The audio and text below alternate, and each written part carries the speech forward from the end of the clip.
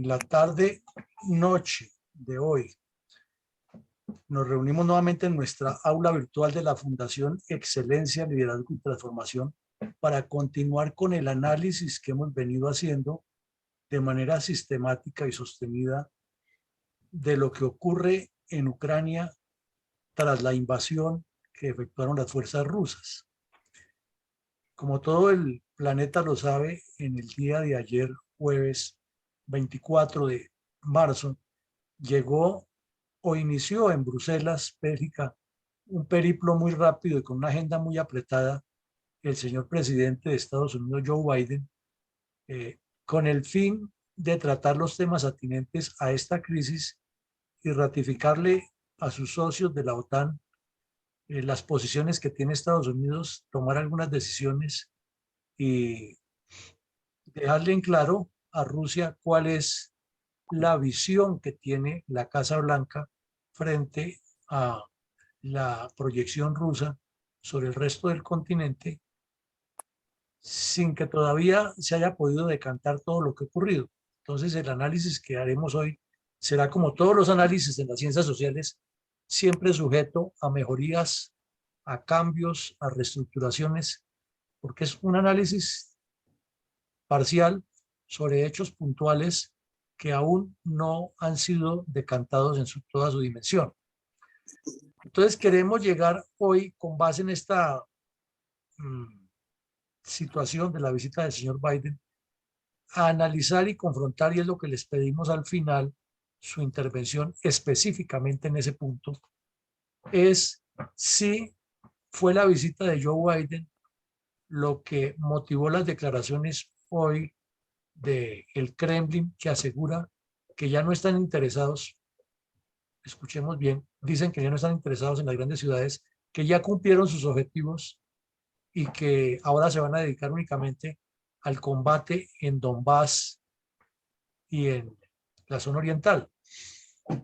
Entonces, pues lo analizaremos paso a paso, miraremos todos los escenarios que hay allí y con base en las noticias o en la información que tenemos hoy, podemos formarnos un mapa cada quien para sostener su punto de vista respecto a cómo lo considera. Pues bien, dicho esto, entonces pasamos a ver la situación. Las noticias entre la última hora de ayer, jueves, y la primera, la madrugada de hoy, viernes, no fueron nada halagüeñas ni halagadoras, ni coinciden con la declaración, extraña declaración por demás, que dio el Kremlin hoy, inclusive en un momento en que nadie sabe qué pasa con el ministro de Defensa de Putin. Dicen que está enfermo, que le dio coronavirus, que es que está muy ocupado y no atiende. Lo cierto es que hoy sale un general, más o menos como decir el comandante general de todas las fuerzas de Rusia, dando unas declaraciones que deben poner al mundo a reflexionar, porque si partimos del principio de lo que decía Sun Tzu, la guerra es el arte del engaño, entonces lo primero que hay que pensar es que es un engaño, ¿no? Y cuando una tropa está comprometida en operaciones, sea pequeñas operaciones u operaciones gigantescas como esta, siempre toda información de una intención del adversario se recibe con ese beneficio de la duda y con el ADN alterado, listo a mirar dónde puede estar la trampa. Eso es lo elemental que sucede, sea en una pequeña guerra de guerrillas o de cuarta generación, como la llamen, o una guerra grande, cuando a un comandante le llega una información acerca de una intención que es como trascendental de parte del adversario, lo primero que hace es ponerlo en duda. Siempre, siempre. Un comandante con experiencia hace eso. Si lo bajamos al nivel nuestro y está el comandante de la patrulla, un sector, y le llegan los campesinos y le dan la información que el jefe de la guerrilla dice que tiene 3 guerrilleros para entregarse, no le come cuento de entrada, sino que dice, inmediatamente se pregunta con los que están ahí, ¿qué trampa nos estarán montando? ¿Cuál es lo que planea? ¿Qué será lo que quiere? Pero difícilmente le cree que es que sea de buena fe. Inclusive si le llegan los guerrilleros a la base hasta con armas y se entregan, él sigue pensando no será que me van a llevar a una trampa, o sea, un comandante experimentado siempre mira con beneficio de inventario, pero con beneficio de duda toda información. Entonces, esa información ocurre en el momento en que pasa este primer evento, que al final del día de ayer los rusos volvieron a atacar la ciudad de Chernobyl, una ciudad cerca a Chernobyl, o sea, la ciudad de Chernobyl, amenazando la seguridad de la planta otra vez. Ya al comienzo de la guerra habían estado bombardeando y atacando y disparándole inclusive a las tropas que protegían esa planta, y Rusia se apropió de esa planta. Y el temor que siempre ha tenido la comunidad internacional es que quienes están ocupando la planta realmente sepan manipular todo lo que hay adentro, porque como esa planta fue objeto de una tragedia nuclear hace ya más o menos 25 años, eh, tiene mucha posibilidad de seguir emanando radioactividad. Y la Unión Europea le invirtió una gran cantidad de dinero para protegerla, para que no, radioactividad no salga, pero tiene un personal muy especializado con los estándares más altos de la tecnología nuclear dedicado a cuidarla. Y a ese personal fue el que Rusia relevó a la brava y se apropió de esa planta.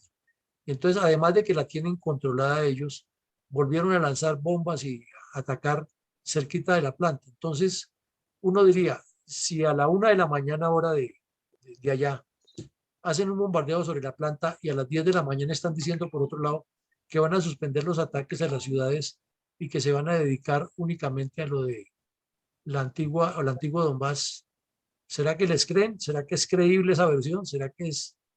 Bueno, entonces ese es el primer punto que nos deja en reflexión. Pero es que no es solamente ahí. Resulta que dicen a las 10 de la mañana, 11 de la mañana, dicen la declaración que acabo de decirles, la del general ruso, que no van a seguir atacando las ciudades y que ahora van a concentrar el esfuerzo sobre el Donbass. Pero más o menos una hora antes de eso, acaban de asesinar un poco de civiles en otra de las ciudades que ha sido el blanco muy fuerte de los ataques, es la ciudad de Kharkiv o Kharkiv, que queda al nororiente, que está sobre el eje de avance del frente de combate número 2. Recordemos, el número 1 es el del norte, el 2 es el del nororiente y el 3 es el del sur. Pero aquí queda la duda, es si ese ataque era el último que iban a hacer, que es completamente dudoso. Por una razón, porque la ciudad de Kharkiv es la segunda ciudad en importancia en todos los órdenes de, de Ucrania. Y el plan que tiene el señor Putin, como lo ha demostrado, es arrasar esa ciudad. Y esa ciudad desde el primer día hasta hoy completa 31 días ya de asedio permanente, de bombardeos todos los días y de combates permanentes. Rusia ha dicho como 3 veces durante este lapso que ya la controla, pero el otro día aparecen otra vez los ucranianos controlándola. Entonces ha sido más o menos como una copia de lo que ocurrió en la guerra de Corea, que un día caía una ciudad o caía un sector en poder de las fuerzas aliadas y al otro día estaba nuevamente en poder de los comunistas, y era un cambio de ocupaciones que también se dio muchísimo en la Primera Guerra Mundial. Esa fue la característica de la Primera Guerra Mundial, que fue una guerra de trincheras. Aquí estamos viendo que en Kharkiv ha pasado eso. Un día los rusos ganan unas posiciones y el otro día los desalojan los ucranianos, pero el bombardeo inmisericordia de la Fuerza Aérea no ha parado. Entonces, viene también esa duda, creer en ese mensaje del señor general ruso de que van a dedicarse únicamente ahora a la zona del Donbass y que esto queda libre, es de pensarlo, ¿no? Bueno, aquí vemos unas imágenes que parecen como sacadas de una película de Arnold Schwarzenegger y son unas fotos reales tomadas por los periodistas de Getty Images, que es como la fuente que está nutriendo a todos los grandes periódicos del mundo. Y es lo que ocurrió esta mañana en otra ciudad muy importante que es la ciudad de Gerson. Estas fotos ilustran unos escritos que hay, de los cuales miraremos algunos de los titulares, en los medios internacionales más importantes, en los cuales se pregunta qué hay de cierto en todo lo que ocurre, porque Rusia daba un parte de victoria y que nuevamente la ciudad de Gerson o Kherson estaba en poder de ellos. pero al rato los ucranianos estaban demostrando que la controlaban. Entonces viene esa duda y lo cierto es que no hay claridad. Y aquí vemos que, por ejemplo, mientras esta mañana ya Rusia le estaba anunciando al mundo que tenía ocupada la ciudad de Kherson o Kherson, eh, en uno de los edificios públicos había un despliegue de una bandera gigantesca de ucranianos. Entonces queda la duda si la foto es de hoy, era de otro día, o si los rusos están mintiendo, o los que están mintiendo son los ucranianos. Y como hay sectores donde ni la misma prensa puede acceder, entonces tiene que confiar eh, en, en que las fotos o son reales o ponerlo con el beneficio de la duda. Esta foto la publicó un mayor del ejército ucraniano en su cuenta de Facebook, pero puede que sea una foto anterior y que la puso hoy. Esa es una posibilidad. La otra es que sea cierto y que Rusia controla nomás una parte. Pero también los reportes que tiene la prensa es que hoy en la ciudad de Kherson, o Kherson, que queda al sur, hubo unos combates muy fuertes entre las dos fuerzas en contienda y que los ucranianos seguían controlando un terreno. Entonces, dudosa la cuestión y no se puede tomar posiciones como muy radicales. Otra de las noticias de hoy es que en medio de todo ese trauma, el presidente Biden visitó a las tropas de la 82 División, que es una de las divisiones más famosas de guerra de Estados Unidos, que tiene un historial grandísimo en muchas contiendas internacionales, y les estuvo hablando a los soldados, comió pizza con ellos, se sentó, saludó a los que estaban en la peluquería, pasó por todas partes de manera informal, no como se hace normalmente, que a un presidente pues se le rinden todos los honores y se tiene todo como quieto mientras él está ahí. No, todo siguió normal la actividad en el centro y él habló con algunos. Pero también escuchó a muchos de los ucranianos que han regresado, que le contaron historias acerca de lo que viven y del trauma mental que está viviendo el pueblo ucraniano. Entonces esta visita, además de ser simbólica, pues tiene una importancia grande porque es el presidente de la potencia más grande del mundo que está escuchando a sus tropas, que está escuchando a la población civil, que está demostrando que su país está comprometido en la defensa de Europa y de la libertad, valga la redundancia, del mundo libre. Eh,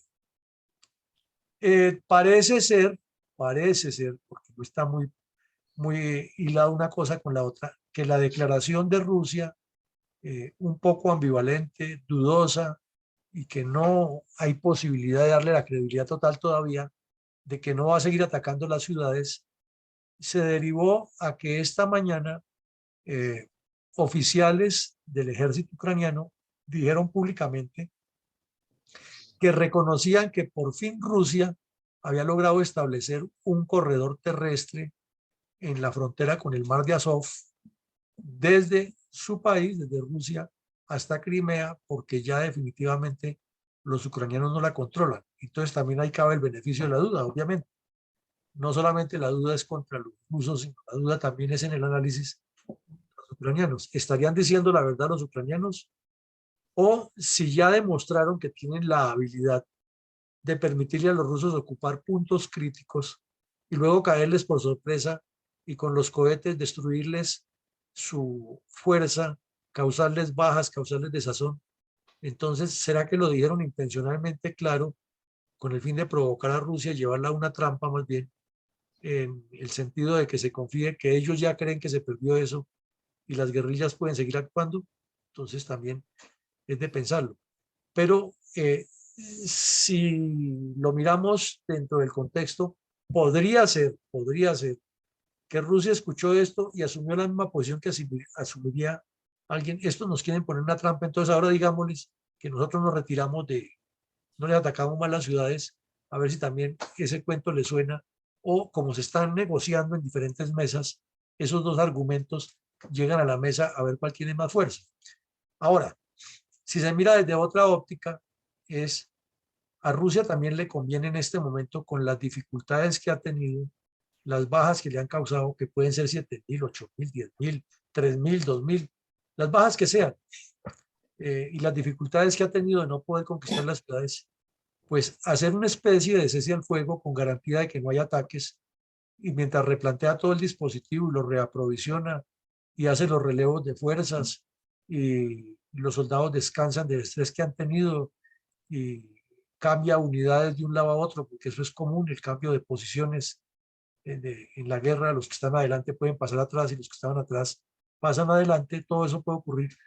Entonces podría ser también una maniobra que le conviene a Rusia y está diciendo sí, yo y voy a cumplir y puede replegar sus tropas si lo quiere, claro, la repliega, pero no quiere decir que se retiró ni que los dos frentes, los tres frentes se han deshecho, solo que los está recomponiendo y está revisando el dispositivo. Esa es otra posibilidad, pero es de analizarla y de ver los días posteriores, mirando todos estos escenarios, cuál es la tendencia que va asumiendo la guerra.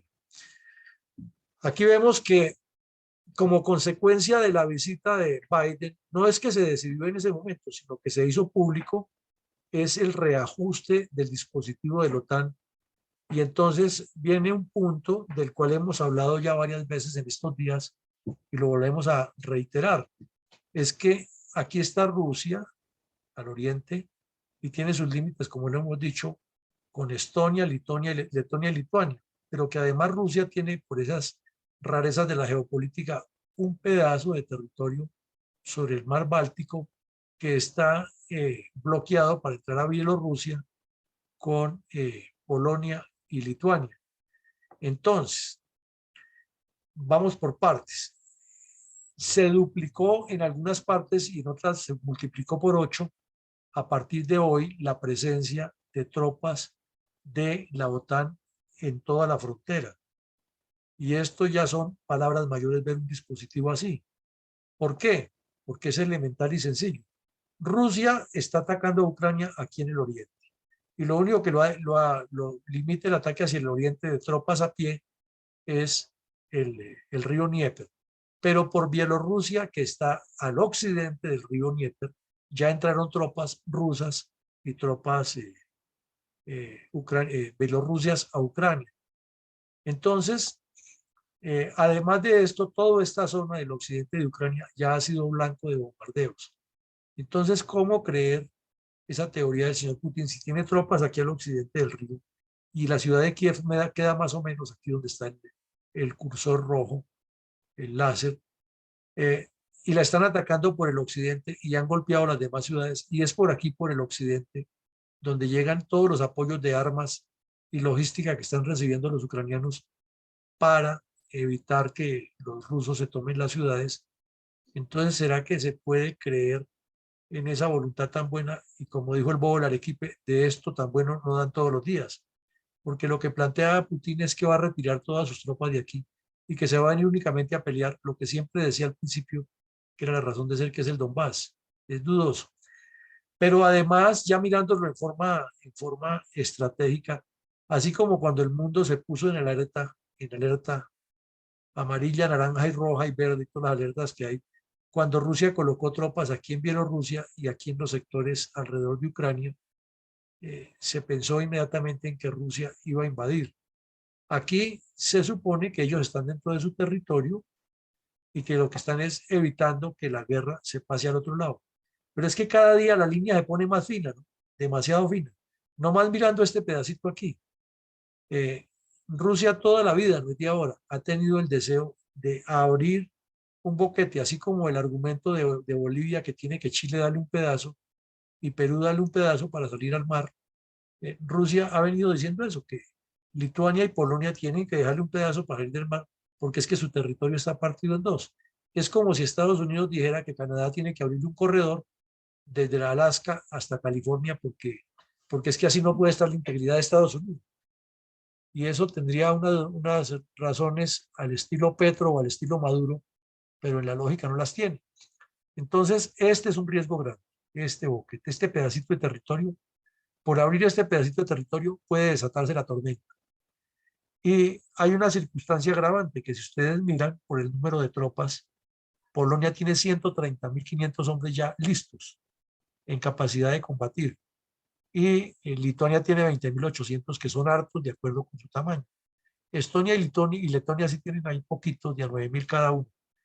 Eslovaquia, que es otro país que limita con Ucrania, por el cual ha entrado mucho apoyo, sobre todo para las tropas que están al sur, lo mismo que por Rumania, tienen ya una buena cantidad de tropas. Entre Rumania, que tiene bastantes, casi 80.000, y Eslovaquia suman casi 95.000 tropas listas para el combate y al sur. O sea, no es que van a ir a combatir ni que ya la guerra se declaró, pero este movimiento, esta ocupación ya es preocupante, más porque es como que la línea se va adelgazando y como que cada vez hay que caminar más finito sobre esa línea con una carga más grande y de más altura, que si el trapecista se cae de allá, se mata porque está bailando en la cuerda floja. Entonces, vemos que esa ubicación, y entre Bulgaria y Bulgaria, que también son dos países que han sido martirizados en todas las guerras, suman otros 50.000 ahí en la frontera, y sobre Oye, todo Bulgaria se convierte en un objetivo muy importante, porque ya ve, estamos hablando aquí. estoy en una conferencia sobre Ucrania. Te llamo ahora. Eh, Bueno, no, pues apenas se acabe esto yo creo que dice. Ahí ya le cerré el micrófono al señor. Entonces, vemos que Bulgaria se convierte en un objetivo y en un problema lo mismo que Rumania. Rumania por la cantidad de tropas, por lo que siempre hemos dicho aquí de los montes Cárpatos, que son esenciales para cualquier movimiento estratégico, y Bulgaria y por lo que tiene sobre el Mar Negro salida, y aquí en la ciudad de Odessa está el epicentro comercial, económico y marítimo de Ucrania. Ayer hubo otra noticia relacionada con esto, es que las fuerzas ucranianas hundieron un buque ruso con toda su tripulación y con todos sus arreos en un combate sobre el Mar Negro. Entonces, esa situación de Rumania y Bulgaria, que es por donde se supone cualquier lego en la materia sabe que por ahí es que le está llegando apoyo a las ciudades que están en el sur, o por el mar también, que no ha podido controlar Rusia, habida cuenta de que Turquía le prohíbe el paso de buques por los estrechos turcos, entonces buques de guerra, y todavía se está moviendo el comercio, los buques comerciales aquí. Entonces, en cualquier barco, en cualquier buque de esos puede pasar el apoyo. Y aquí está Crimea rayada, que es la zona que Rusia ocupó a la brava. Entonces, vemos que la ubicación geográfica y las posiciones geoestratégicas son muy importantes. Y la otra es Moldavia, que no es un país miembro todavía de la OTAN, entonces no tiene tropas, pero tiene el gran problema que lo hemos explicado varias veces aquí, del oriente, de Transnistria, que está ocupada por los rusos. Y lo hemos analizado varias veces, y la ciudad de Odessa está aquí tan cerquita, y es como la joya y la corona de todo el Mar Negro, al lado de las que vimos ahora de Kharkov y de las otras. Entonces quiere decir que el objetivo de Rusia es tomarse a toda Ucrania, controlar a Moldavia y bloquear completamente a Rumania y Bulgaria. Y para bloquearlas, ¿cuál sería la fórmula? Pues ocuparlas militarmente y colocarle los buques aquí. Entonces, no son planes para hacer en un día. No sabemos si Rusia tiene la capacidad, eso es lo otro, pero es lo que uno deduce que es la intención, y, y sobre todo que en la guerra no hay que mirar con la intención que uno entiende, sino con la intención que tiene el adversario. Y estos son reportes de la cantidad de acciones que hay, y miramos que entre el 19 de marzo y el 22 de marzo hubo la cantidad de acciones militares rusas más fuertes en un sector determinado de Ucrania, con énfasis en el sector o los límites occidentales de la región que quieren independizar en dos estados diferentes, que son la de Luhansk y Donetsk, que es lo que se llama el Donbass. Pero si vemos, le concentraron mucho combate ahí. Entonces viene la pregunta que haría cualquier neófito en la táctica que le está comenzando a aprender a analizar.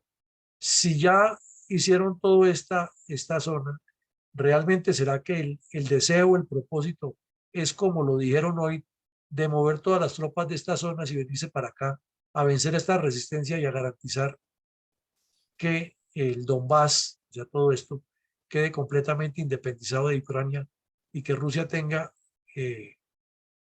total autonomía. Entonces vienen varios cursos de acción. Uno, que es posible totalmente por varias razones. Una de esas es que Rusia podría estar replanteando aflojar o mejor, recoger el dispositivo y actuar sobre focos definidos sin olvidar cuáles son sus objetivos estratégicos A, B, C, D, Y.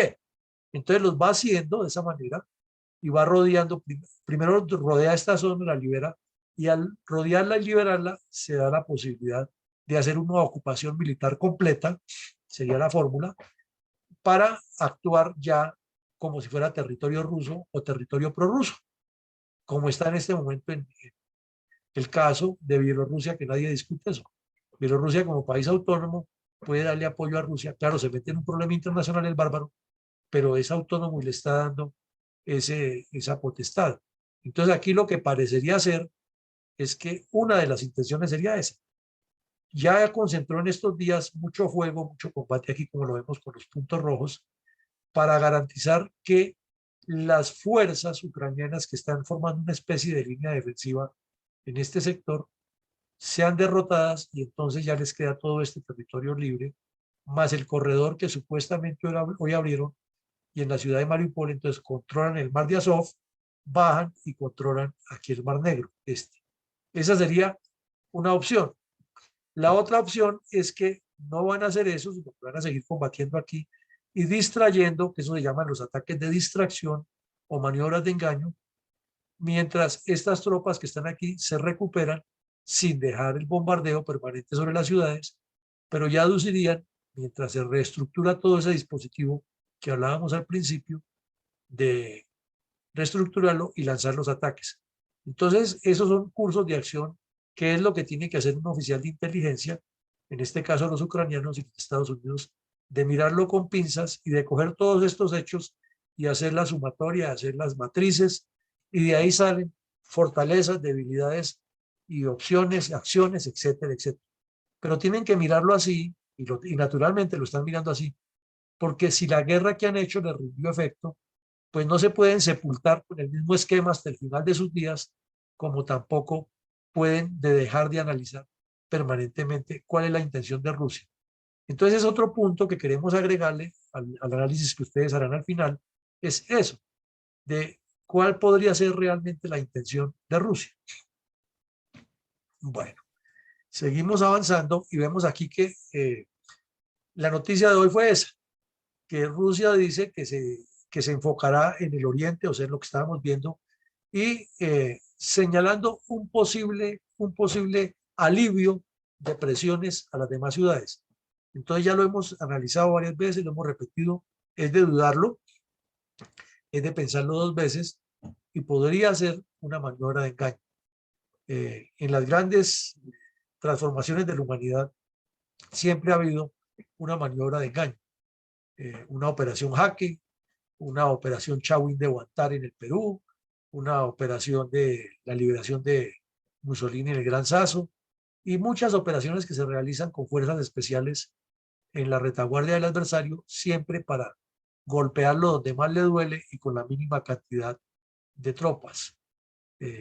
Un ataque terrorista contra las Torres Gemelas, eso es un golpe fundamental a la retaguardia y lo afectó muchísimo a Estados Unidos y a Occidente.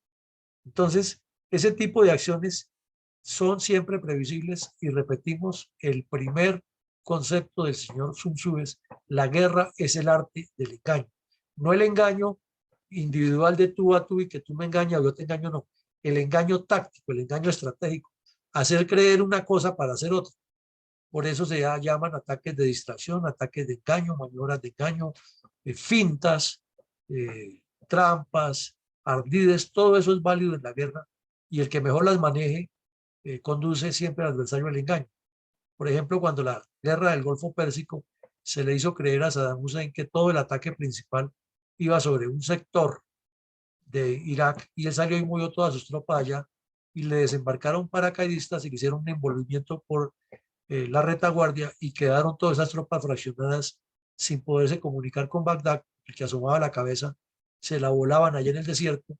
Entonces se entregaron miles y miles de soldados iraquíes que quedaron sin comando y control. Eso fue una maniobra de engaño en el sentido táctico. Y a ese engaño es el que se refiere esa Sun Tzu. Bueno, aquí dice que eh, hay algunas señales de que el ataque se detiene, pero volvemos al mismo punto, que si Rusia está redefiniendo sus metas y que sus ataques en apariencia se están conteniendo, no significa que una apariencia o que una acción de un día para otro ya sea una transformación de la guerra.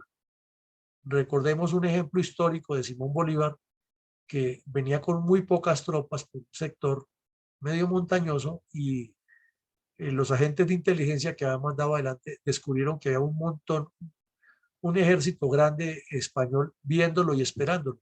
Entonces Bolívar analizó y dijo, la única forma de hacerlos quitar de ahí es engañándolos. ¿Y cómo los engañó?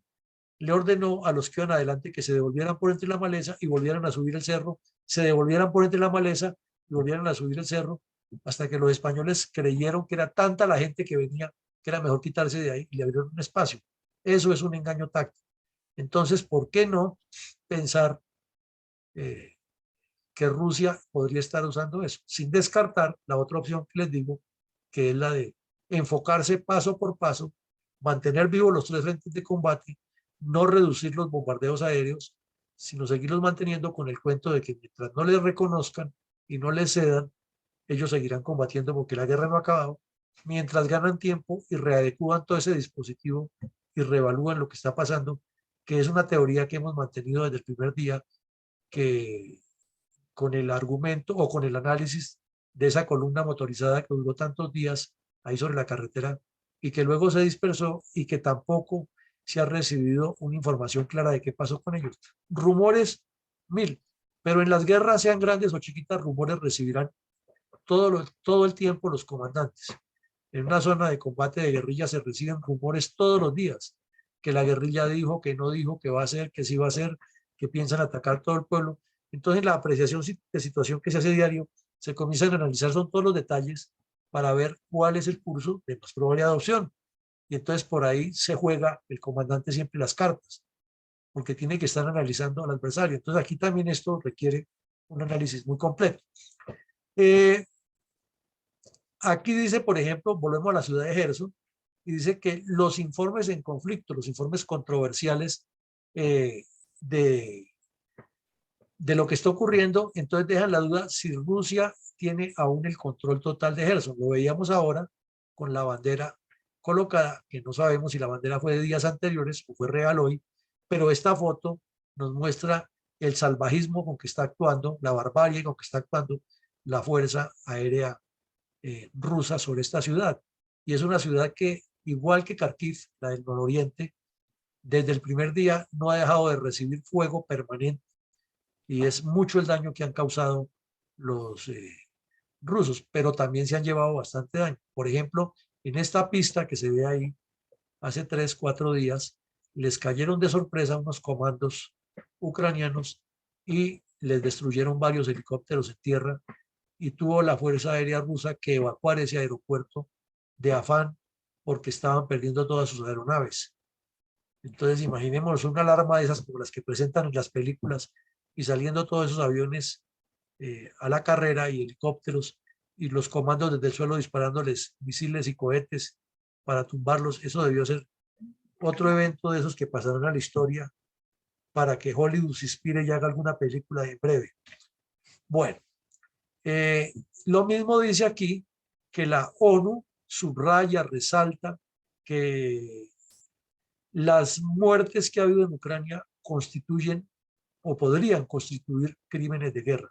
Esto es importante porque ya es una manifestación de la entidad más grande, con mayor poder dentro del entorno internacional, y que lo diga y que coincide con la visita de Biden y que coincide con lo que está pasando, tiene un peso importante porque la Corte Penal Internacional no puede juzgar a los estados como tal sin individualidades de los estados según las explicaciones que dan los especialistas.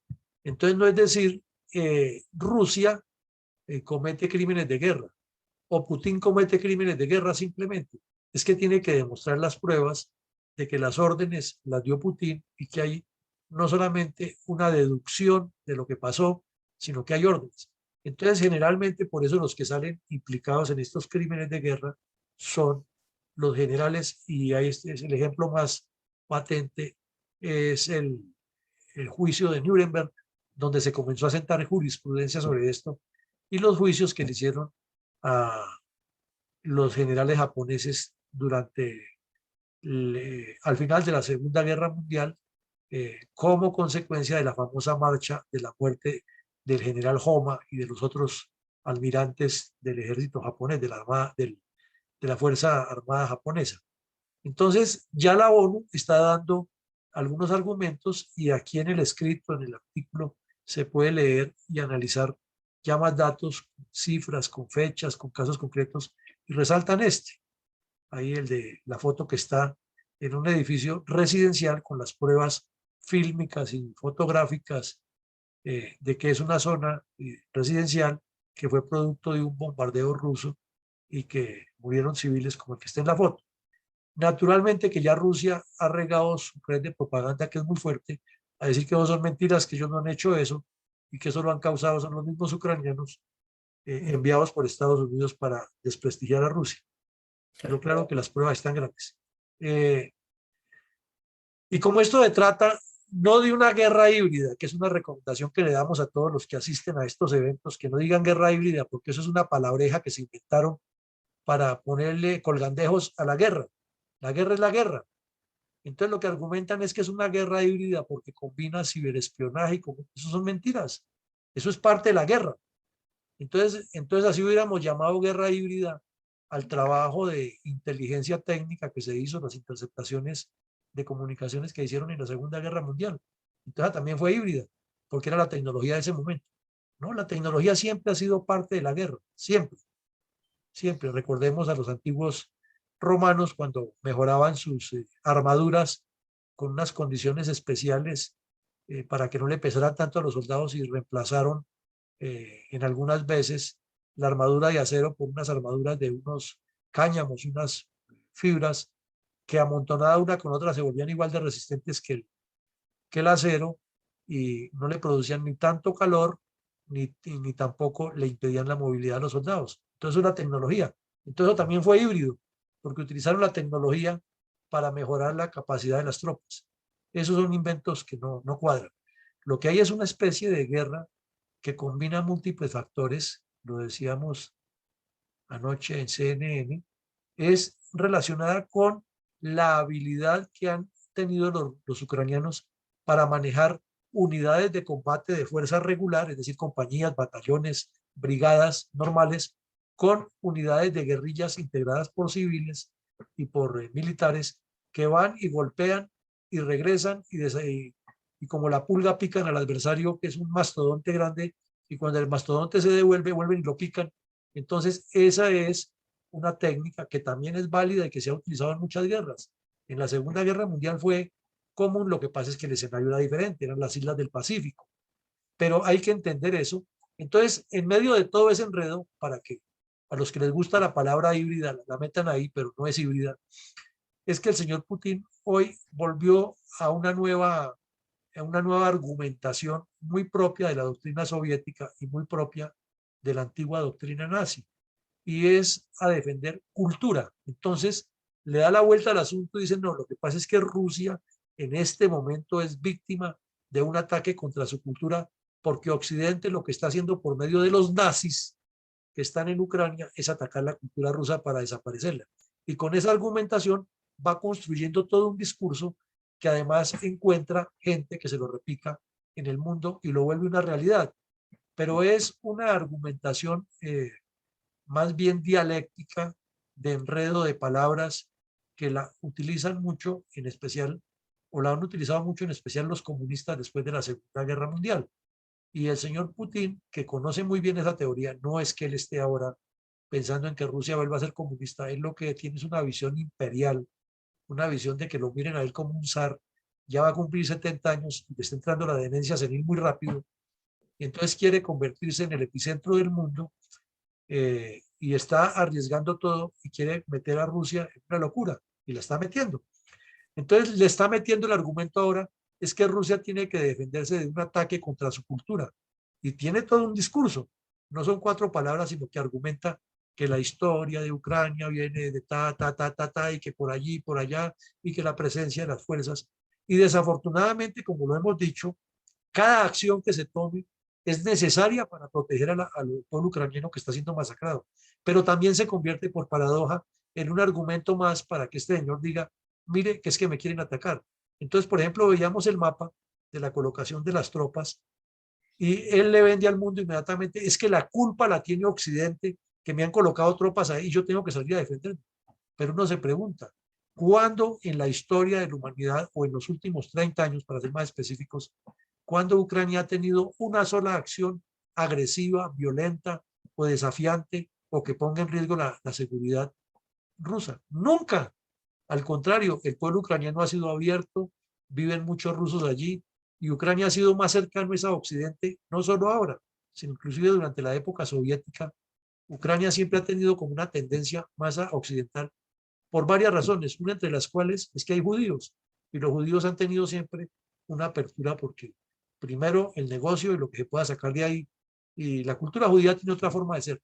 Entonces ese argumento del señor Putin de la cultura es muy discutible, pero como estamos aquí analizando, no vamos a asumir posición de A o B, sino simplemente lo colocamos sobre las realidades para que cuando ustedes opinen, nos den sus puntos lo mejor sustentados sobre estos temas. Bueno, aquí lo mismo es que, ¿cómo nos entendemos? A ver, esto es como con las FARC, ¿no? Nosotros queremos la paz, pero el otro día acababan con un pueblo. Nosotros queremos hablar de paz, pero es que los malos son los que nos persiguen. Aquí está haciendo lo mismo el señor Putin. Hoy dice o envía a uno de sus generales que le diga al mundo que ellos se van a retirar y que no van sino a combatir en el Donbass y que no quieren saber nada más y que las ciudades y que ya cumplieron el objetivo de demostrarle a Ucrania que lo ablandaron. Entonces, supongamos que eso fuera cierto. Entonces, ¿qué razón tiene que estén llegando todos estos mercenarios de Siria, de África Central y de otros países? De Malí también han reclutado mercenarios para que vayan a combatir la guerra en nombre de ellos. Españoles hay muchos, de los partidos comunistas del mundo hay. Ahí vimos en Séptimo Día un bandido colombiano que hasta utiliza el nombre de Alfonso Cano y está unido a las fuerzas que combaten contra Ucrania en territorio ucraniano. Y él mismo dijo ahí clarito que era el Partido Comunista Español el que lo había enviado y que había varios internacionalistas ahí.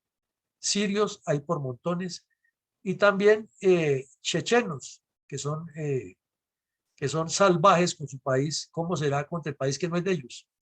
Entonces viene la pregunta, ¿no? Para el análisis. ¿Será cierto que el señor plantea que va a hacer un cambio de tercio en los ataques y que ahora se va a enfocar únicamente en el Donbass y que ya cumplió con el objetivo de asediar las principales ciudades?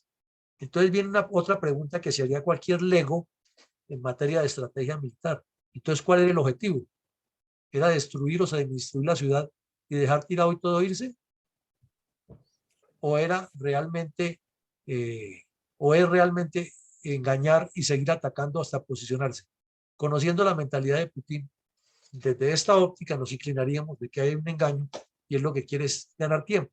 Pero claro, es algo que está sobre la mesa, no es palabra de mi Dios, porque no estamos hablando como si hubieran pasado 10 años para realizar esto, sino estamos hablando en el presente y es muy difícil tomar posiciones.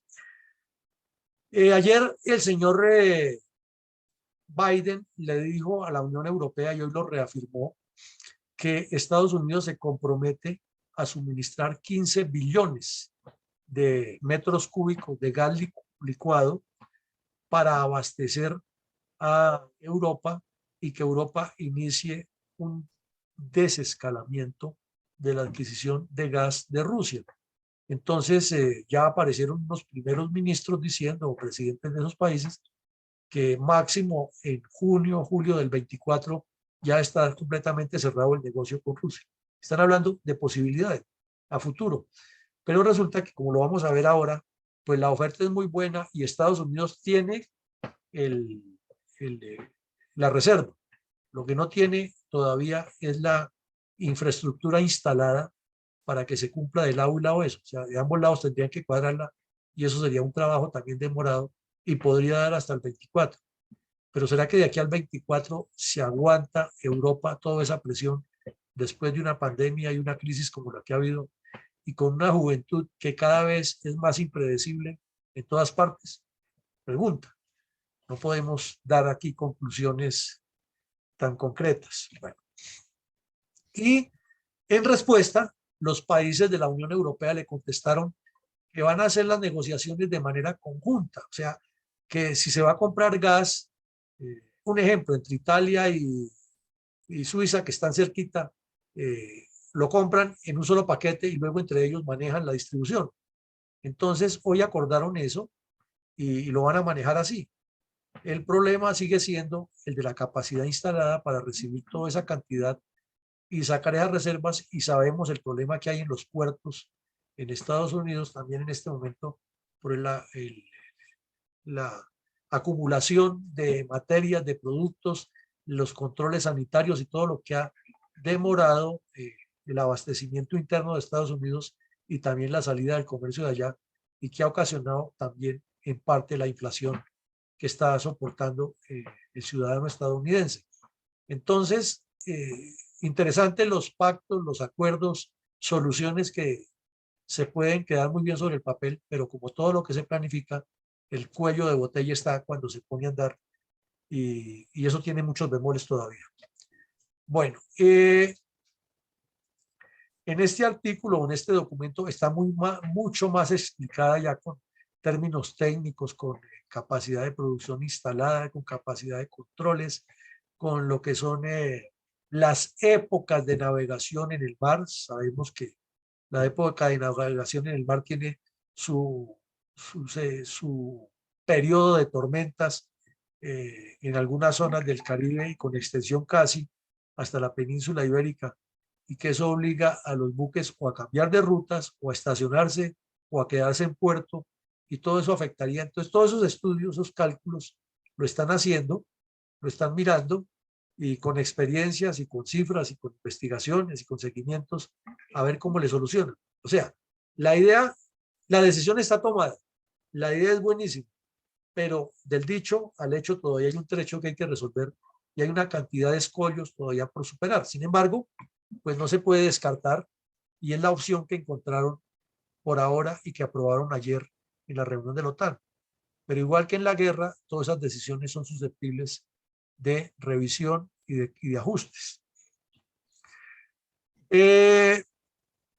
Y como si la cuestión de la guerra psicológica y de la manipulación de la información fuera poca, esta mañana apareció el ministro de Asuntos Exteriores de Turquía diciendo que Turquía tiene información de altísimo valor, en el sentido en que las conversaciones que se están haciendo en la mesa entre ucranianos y rusos avanzan viento en popa, y que la paz está muy cerca y que Rusia va a cambiar. Entonces, se pone cualquier legua en la materia a pensar, ¿no será que Rusia y Turquía se pusieron de acuerdo para sacar ventajas uno y otro de lo que está sucediendo?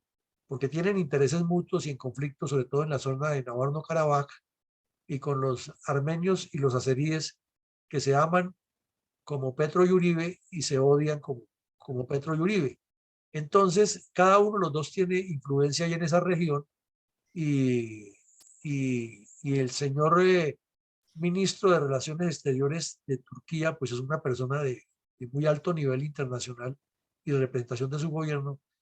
Tendría que tener una explicación muy sólida para salir a decir lo que dijo, y de inmediato el señor Zelensky y todo su gabinete brincaron eh, heridos y agredidos, y en un momentico, eso es completamente falso. Rusia, no le hemos dado ninguna confirmación a Turquía para que diga eso, y desde luego en el Kremlin dijeron que sí, que eso es cierto, que él está diciendo la verdad y que las conversaciones van muy bien. Entonces, cualquier lego en la materia diría que aquí lo que hay es una cadena de eventos atada uno con otro a una estrategia muy bien pensada por Putin, que hasta el momento no se sabe cuál será su siguiente paso, pero que, conociendo lo que ha mentido, como ha mentido, y que ha dicho cosas que no son, lo único que se puede esperar es una nueva maniobra, por lo menos dilatoria, y de ahí para allá todo lo que uno pueda deducir. Bueno, y otra situación bien extraña es que el ministro de Relaciones Exteriores de Rusia hoy, señor Lavrov, se reunió en Rusia, en territorio ruso, en Moscú, con el representante internacional de la Cruz Roja. La Cruz Roja ha estado muy activa, claro, en todos los casos de las guerras. La Cruz Roja es la primera que llega allá y más o menos le tienen respeto en todo tipo de conflictos. En algunos no tanto, pero la posición de la Cruz Roja siempre se respeta. Entonces, eso tiene un mensaje, tiene un fondo importante, el hecho de que Rusia esté el mismo día que anuncia que suspende supuestamente los bombardeos, y a lo mejor lo suspende mañana, no sabemos qué pase,